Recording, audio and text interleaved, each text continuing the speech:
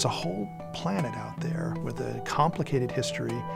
That history is a story that's stored in the rocks, and our job is to figure out that story and what that story of that planet tells us about this planet that we live on. The recommendations of the Science Definition Team to NASA are to fly a rover of similar capabilities to the Curiosity rover that's still on Mars, that would land in the same way and have about the same size. And we are recommending that they equip that rover with instrumentation that allows it to explore the surface of Mars in one site, which will have relevance, will importance to understanding past habitability, did it have the conditions necessary to sustain life, and to look for signatures or rocks that may hold signatures of biological significance. So where Curiosity takes rocks and grinds them up into powder and looks at their bulk constituents, what this mission would need to do is be able to look in a microscopic level and examine the rocks for these very tiny and detailed messages that they would be sending to us about the past life that could have lived there. So the sort of evidence we're looking for, sorts of signatures of past life that we would be looking for would be signatures of microbial life.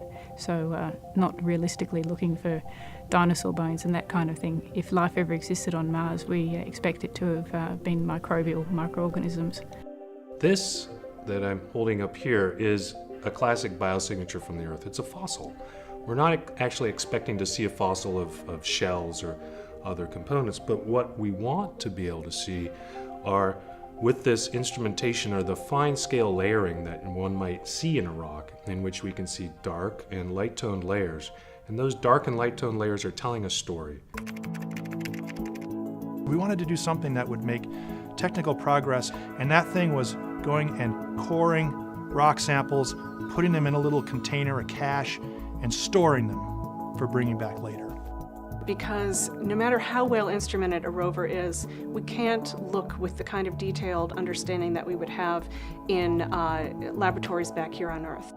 We can do so much more in the laboratory on the Earth with equipment that exists now, and who knows what's going to get invented in the decades ahead that can still analyze those rocks.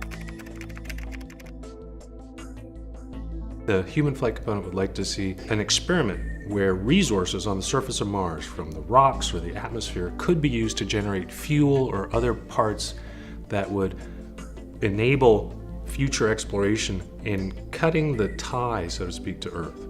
So you wouldn't necessarily have to bring everything with you. You can actually manufacture it on the planet. And that's a really exciting additional component that we've been exploring and analyzing in this work.